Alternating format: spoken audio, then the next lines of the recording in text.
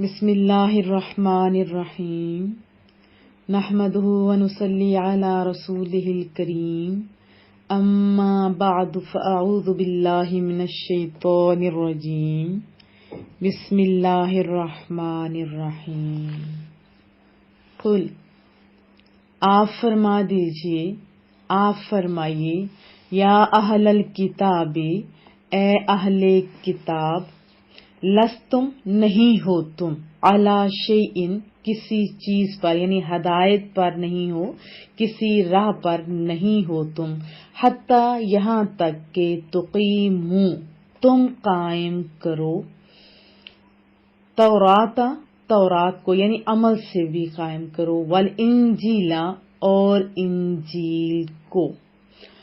قل یا اہل الکتاب لستم علی شیء حتی تقیموا التوراۃ والانجیل، آپ فرمائیے اے اہل کتاب، تم کسی چیز پر یعنی ہدایت پر، راہ پر نہیں ہو یہاں تک کہ تم تورات اور انجیل کو عمل سے قائم کرو۔ مراد کیا ہے کہ رسول اللہ صلی اللہ علیہ وسلم پر ایمان لو، کیونکہ تورات اور انجیل کے اندر لکھا ہوا ہے کہ تم رسول اللہ صلی اللہ علیہ وسلم پر ایمان لو، ایمان لا کر عملی ثبوت دو۔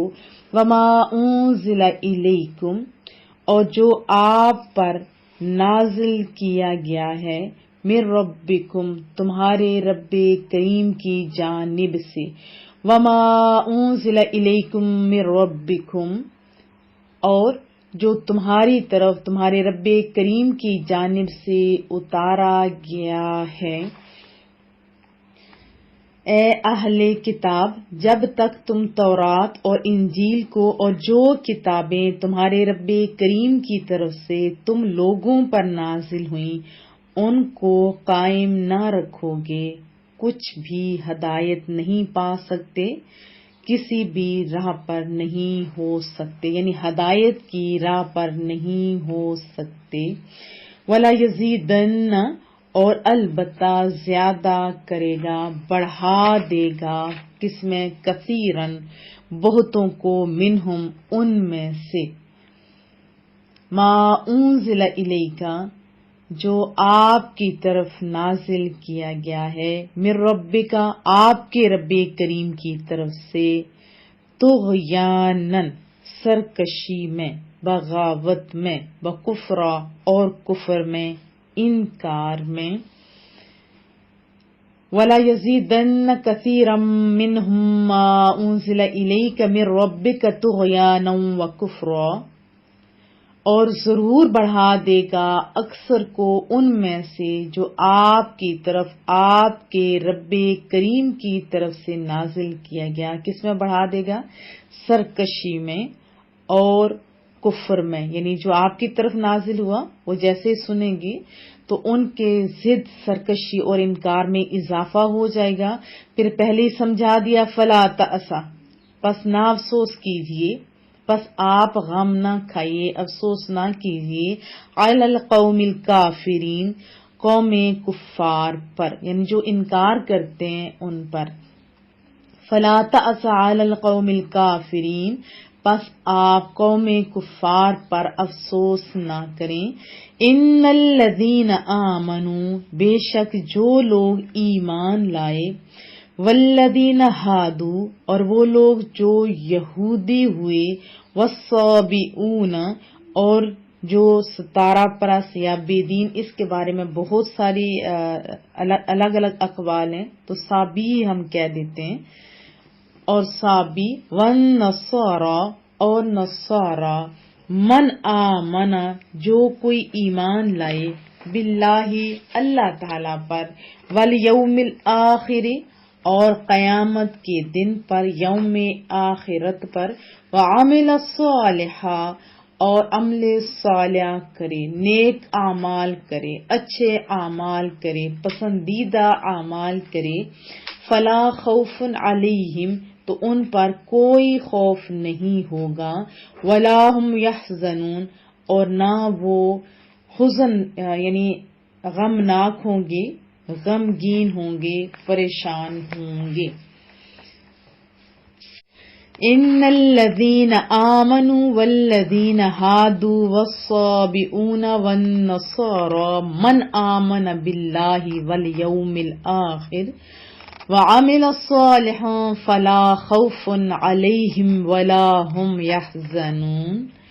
بے شک جو لوگ ایمان لائے اور جو یہودی بنے اور صابی اور نصرانی جو بھی ان میں سے ایمان لایا اللہ پر اور روز قیامت پر اور نیک اعمال کیے تو انہیں یا ان پر نہ کوئی خوف ہے نہ ہوگا اور نہ وہ غمگین ہوں گے. وضاحت جان لیتے ہیں. آیت 68 میں اہل کتاب کو فرمایا جا رہا ہے کہ جب تک تم نبی اکرم صلی اللہ علیہ وآلہ وسلم پر ایمان نہیں لے آتے تب تک تم کسی دین و ملت پر نہیں ہو، کیونکہ اگر حقیقی طور پر تم تورات انجیل پر عمل کرو تو اس میں تو لکھا ہوا ہے نا کہ تم رسول اللہ صلی اللہ علیہ وسلم پر بھی ایمان لے کے آؤ، کیونکہ آپ پر ایمان لانے کا حکم تورات اور انجیل میں موجود ہے. پھر فرمایا کہ اے محبوبہ جو قرآن آپ کی طرف آپ کی رب کی طرف سے نازل کیا گیا ہے یہ اہل کتاب کے جو علماء ہیں اور سرداروں کی جو پرانی سرکشی اور کفر میں اضافہ کر دے گا. یہ بکے ہوئے لوگ، یہ 2 نمبرے لوگ جو دنیا کی خاطر اپنی کتابوں کو بھی چینج کر دیتے ہیں، ان کے کفر میں اضافہ کرے گا، کیونکہ آپ پر جب قرآن کریم کی کوئی آیت نازل ہوتی ہے تو یہ اس کا انکار کر دیتے ہیں.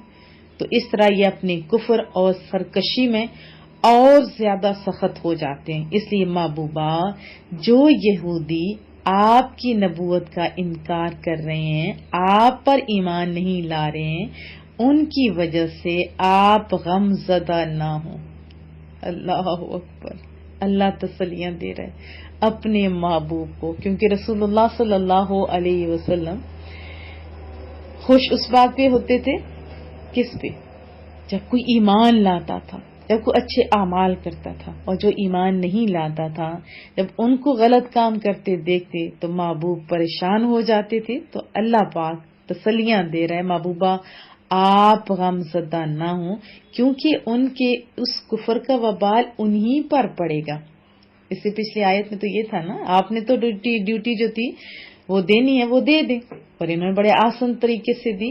آپ دیکھیں احادیث میں بھی پتہ چلتا ہے، ویسے بھی پتہ چلتا ہے، صحابہ کے اعمال سے بھی پتہ چلتا ہے کہ کس خوبصورت انداز میں رسول اللہ صلی اللہ علیہ وسلم نے دین کی تبلیغ کی، قولی طور پہ بھی اور عملی طور پہ بھی. اور پھر صحابہ کرام جو ان کی تربیت یافتہ تھے انہوں نے بھی کمال کر دیا. تو کیا اس میں بتایا کہ محبوبہ آپ پریشان نہ ہوں، آپ کیوں رنجیدہ ہو؟ اگر یہ گمراہی پر جمے ہوئے ہیں تو جمے رہیں، اپنے کیے کی سزا پائیں گے. جب پڑھتی ہوں تو اللہ پہ بھی رسول اللہ صلی اللہ علیہ وسلم پر بھی پیار آتا ہے. اور پھر ایمان کی بات ہو رہی ہے اس آیت میں، تو اللہ پر جیسے ایمان اسے مراد یہ ہے کہ اس کی ذات پر، اس کی صفات کمال، اس کی نازل کی ہوئی تمام کتابوں اور اس کے بھیجے ہوئے تمام رسولوں پر ایمان لانا ہے. تبھی تو کامل مومن بنتا ہے. ایمان لاتا ہے، جب ایمان لاتا ہے تو پھر اس پر عمل بھی کرتا ہے. کیونکہ جو کوئی کسی رسول پر ایمان نہیں لاتا تو وہ گویا رسول کا انکار نہیں کرتا بلکہ اس کے بھیجنے والے کا انکار کر رہا ہوتا ہے، کیونکہ حکم تو اس کا ہے نا جو بھیج رہا ہے. دیکھیں ایک مثال سے سمجھاتی ہوں کہ جو شخص کسی بادشاہ کو اپنا بادشاہ مان لیتا ہے، تسلیم کرتا ہے، لیکن اس کے مقرر کیے ہوئے احکام کا انکار کرتا ہے، تو آپ بتائیے پھر کیا وہ اس کو مانتا ہے؟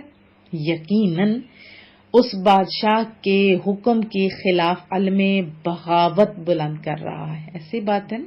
تو اس لیے واضح طور پہ بتا دیا کہ کوئی اس غلط فہمی میں مبتلا نہ رہے کہ رسولوں پر ایمان لائے بغیر بھی نجات ملے گی. یہ بہت خوبصورت انداز میں سمجھا دیا قیامت تک کے لوگوں کو.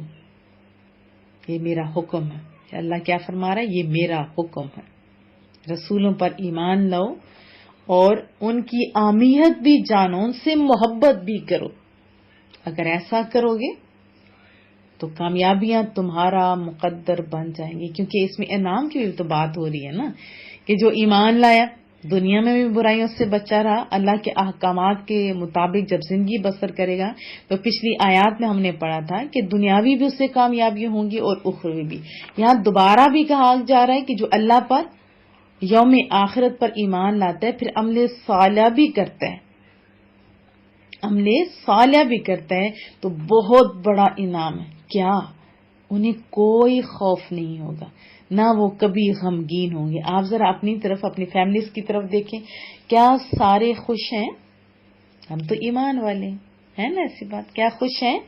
نہیں. اس کی وجہ کیا ہے؟ کہ ہم ان احکامات کے مطابق زندگی نہیں بسر کر رہے، ورنہ اللہ کا لاکھ شکر ہے کم از کم مانتے تو ہیں نا، بغاوت تو نہیں کرتے، سرکشی تو نہیں کرتے.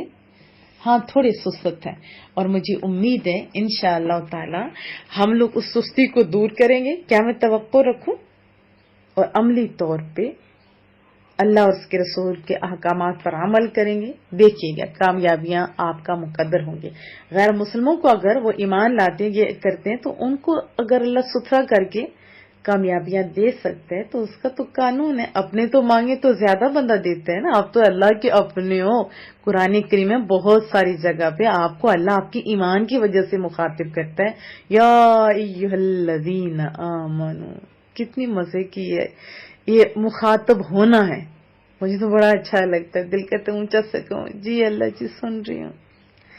اللہ پاک ہم پر رحم فرمائے، آسانیاں پیدا کرے. دعاؤں کی درخواست رہے گی، خود بھی سنا کیجیے پراپر، یہ نہیں کہ ایک سن لیا دوسرا نہیں، روز سنا کریں. اس طرح جس طرح آپ اپنے جسم کی غذا کا خیال رکھتے ہیں، یہ آپ کی روح کی غذا ہے. اور یاد رکھیے جسمانی غذا کے نسبت روح کی غذا کی زیادہ اہمیت ہوتی ہے.